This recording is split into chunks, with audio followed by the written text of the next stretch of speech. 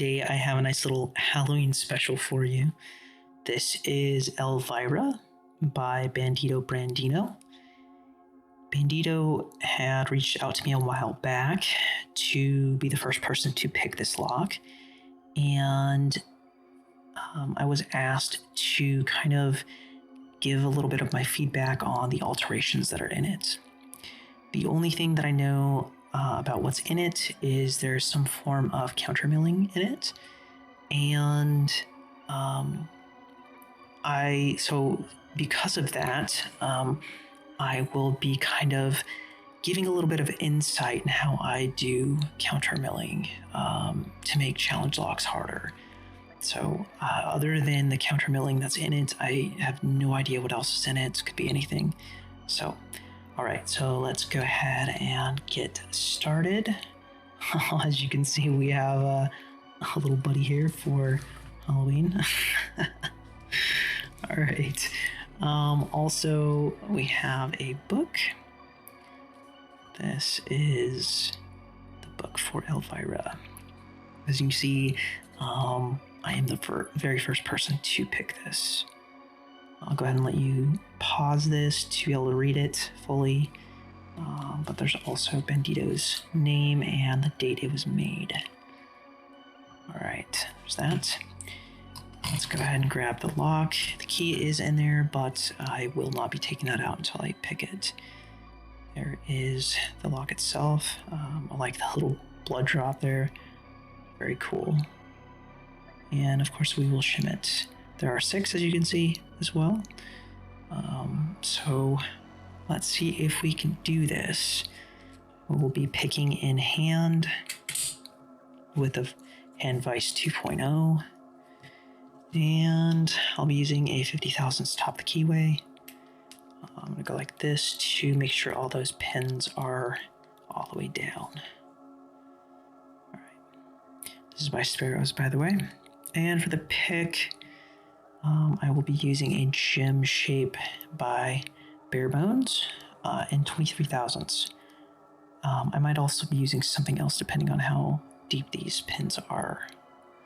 Okay, nothing on 1 or 2. Click on 3.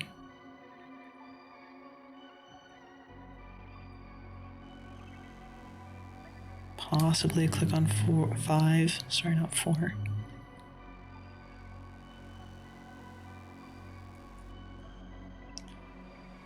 Okay, we have a click on 1 with a little bit of a false set.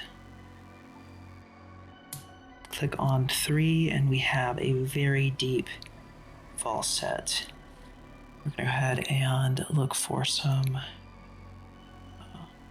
counter rotation here. Okay, we are on 1, and I am feeling the counter rotation already. So we have another click on 1, and that false set is still deep. So we will need to find some counter rotation elsewhere. Okay, 2 is very solid. 3 is very solid. Let's go on to 4. Tiny little click on 4, but I'm not getting any form of counter rotation on it. Let's check 6 here and 5. Nothing on 4. Let's go back to 1. Okay, so yeah, there's nothing on 1 either. Very interesting, and 2 is really solid, so that's interesting. Okay, so I'm going to go ahead and switch over to a deeper hook. This is a teardrop by Law Lock Tools in 25 thousandths.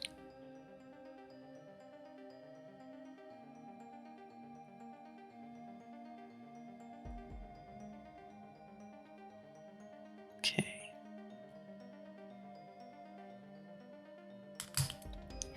I slipped on the warding.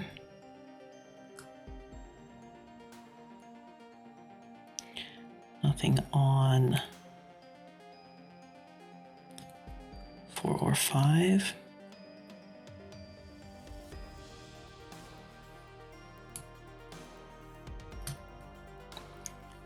I wonder if we have a T-pin in here. That would make sense with the need to shim.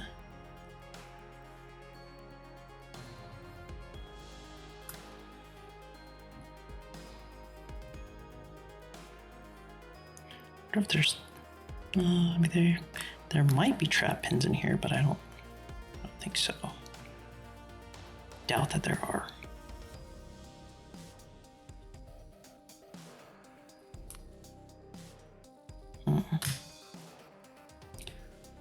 Not seeming to get any feedback now. It is very solid all around. Every pin is quite solid. So just having to find a little bit of feedback that's going to get us that open.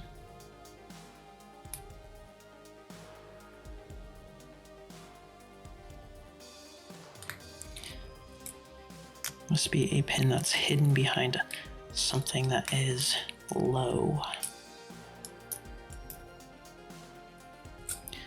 Go ahead and, okay, we have something. When I switched my hands, I felt like a jolt clockwise.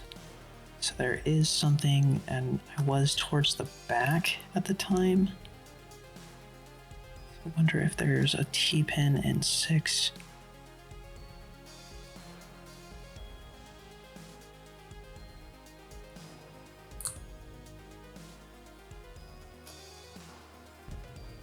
May have to get a bit of a stronger deep hook.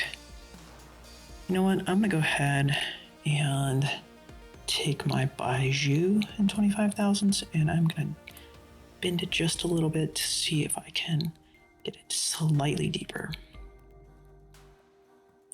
I'm gonna go all the way to the back real quick and see if I can test number 6. Okay, we did get a tiny little click on 6.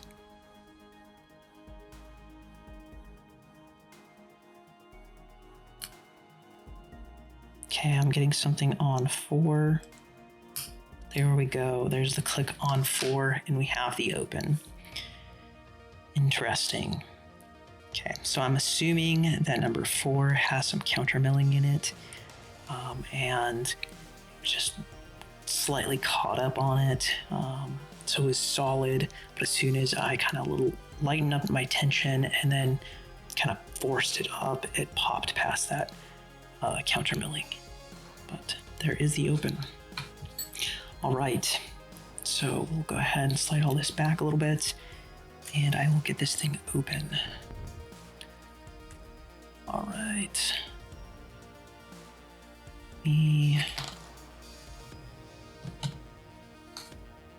Go ahead and lock this back up. And let's go ahead and look at this key. Okay, yeah, that definitely sounds about right. 6 was quite high. I could see that. There's that. And look at this, very cool. You can read that okay. Elvira. Coffin. And says, of course, BanditoBrandino, September 8th. All right, let's go ahead and check this real quick. I have no doubt that it works. And it does. You kind of have to jiggle it a little bit to open it counterclockwise, but it does work. So very well done so far. All right, let me go ahead and grab a spare pinning tray real quick.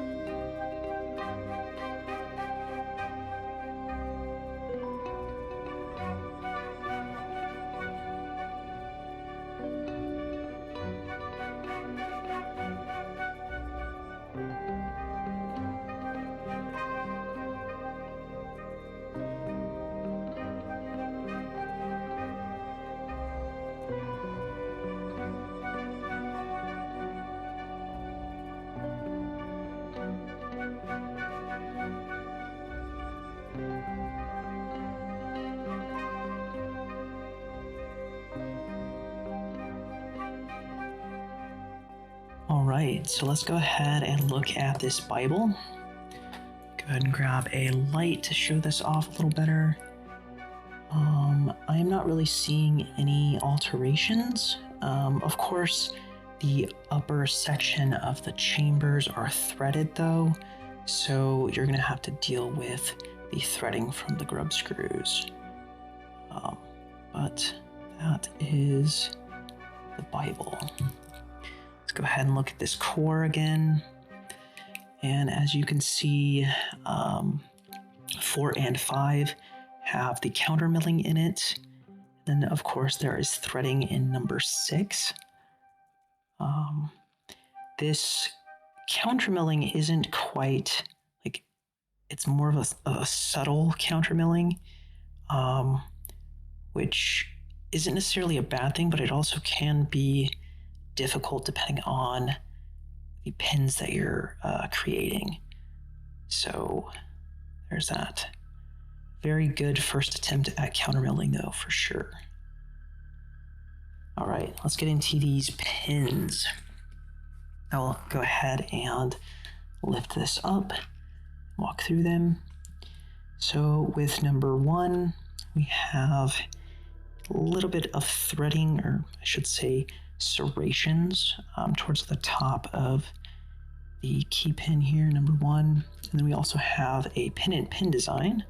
Let's see if I can get that in a little better focus for you.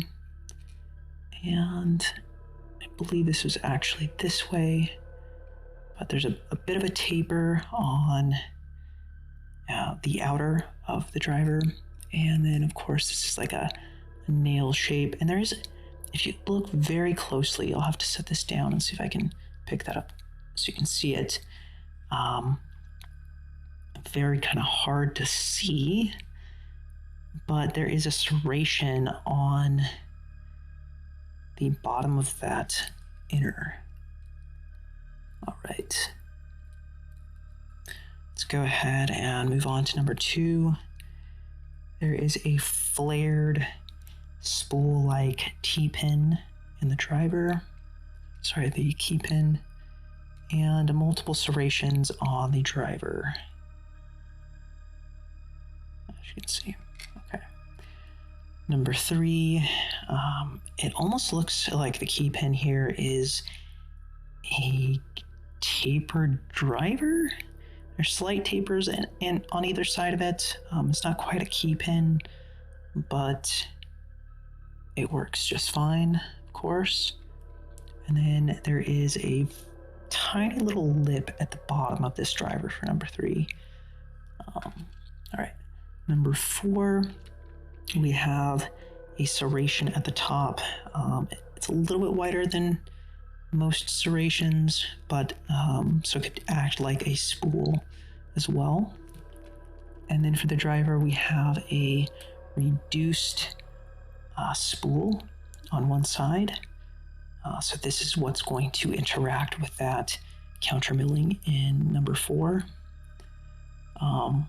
And that's most likely what we were caught on. At the very end there, it was very just slight, and we had to kind of like bump that past that countermilling.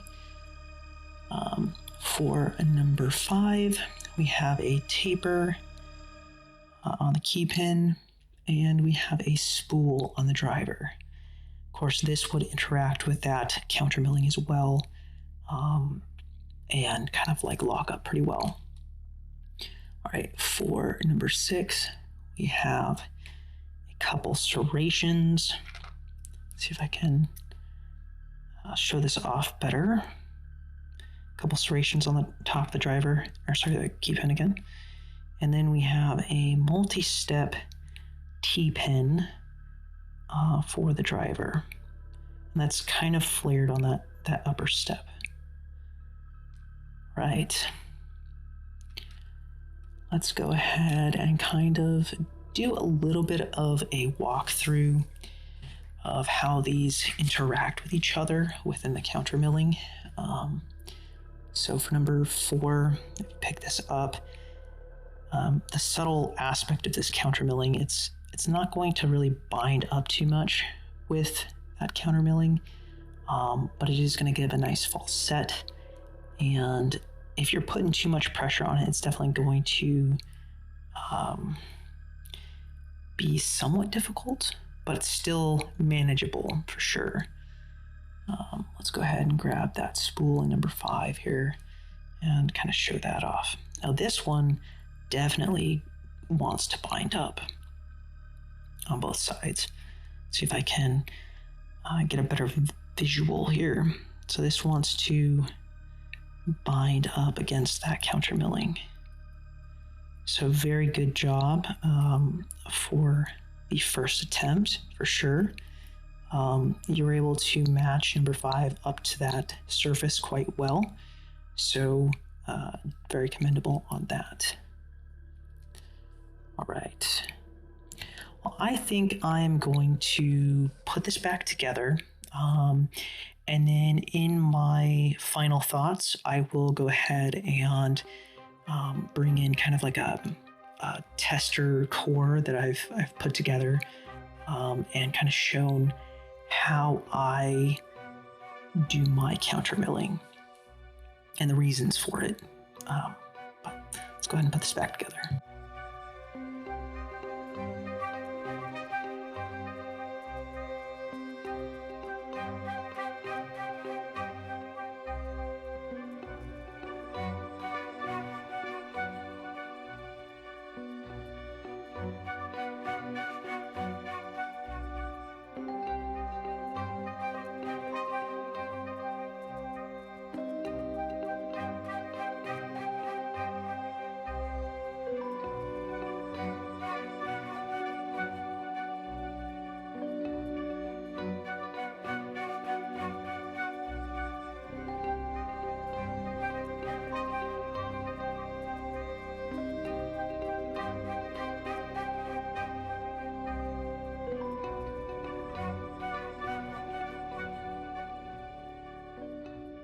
All right, there you have it, Elvira.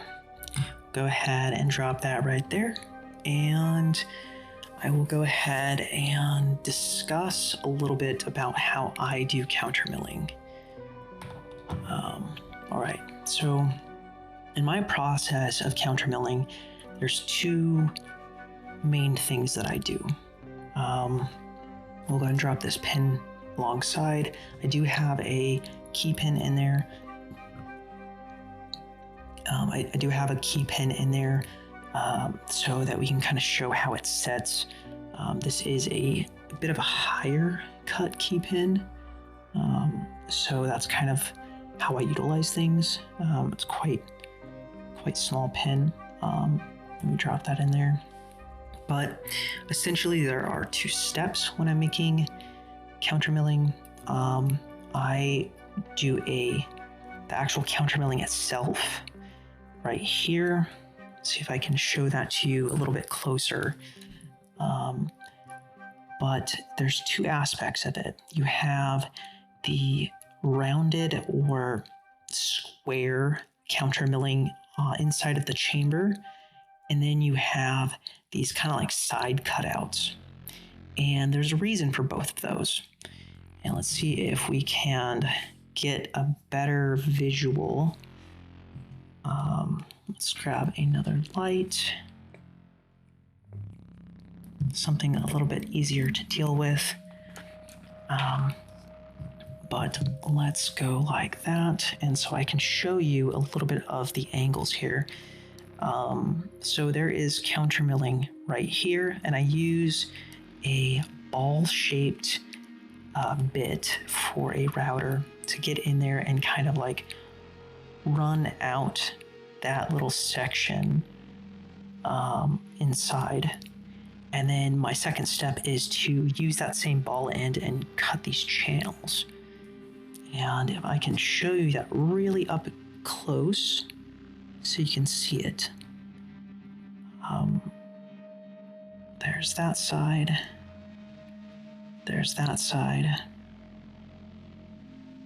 And the reason for that is if you take a pin, this is one of my favorite pins to make.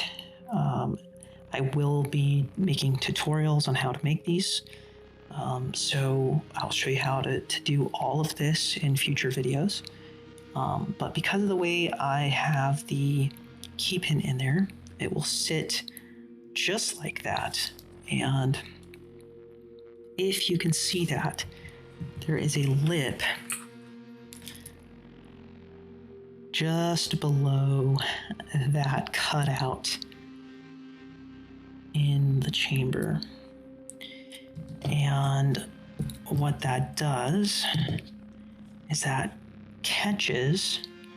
It would be honestly better if the key pin was even shorter, because it would force you to have to float pick this specific pin 3 separate times. Makes it very difficult to pick. But essentially, as you lift this up, if you look at this pin, let me go ahead and pull this out and show it up close. If you look at this pin, there is 2 very thin shafts for the spools. And the reason for that is that shaft right there will go into that cutout. So you lift this up and it goes inside that. Hopefully I'm explaining and showing this good enough for you. But it goes into that little cutout and binds that spool into that position. It's kind of hard to do this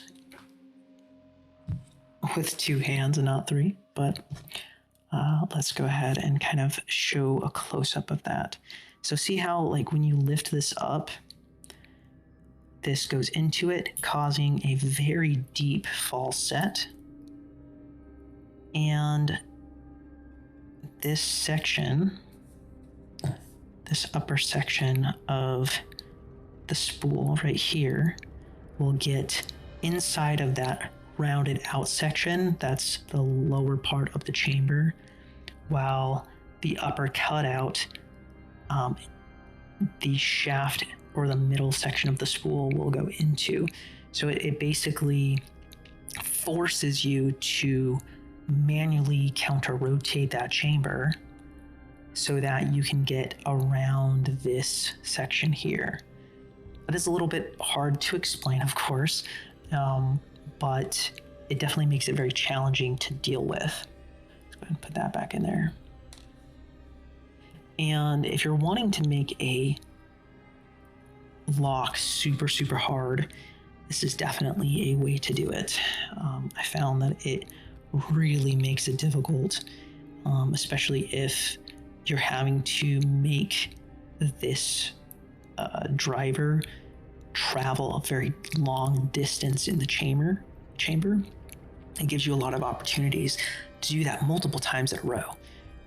So you'll lift this up, it'll move in, get caught, then you have to manually counter rotate back into the chamber. It comes up, it gets caught again, and it's just it's so bound up in there. I mean, you can pull on it all you want, and it's not going to come out. So you have to manually counter rotate this chamber and lift up to get up to the shear line.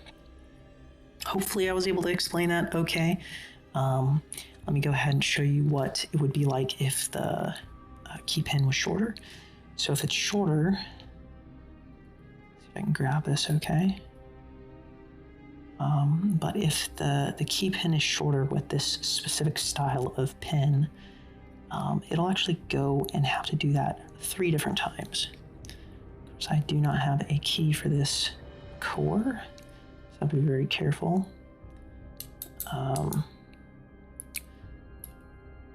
Let's see if we can do that one more time, and if not, then we will move on.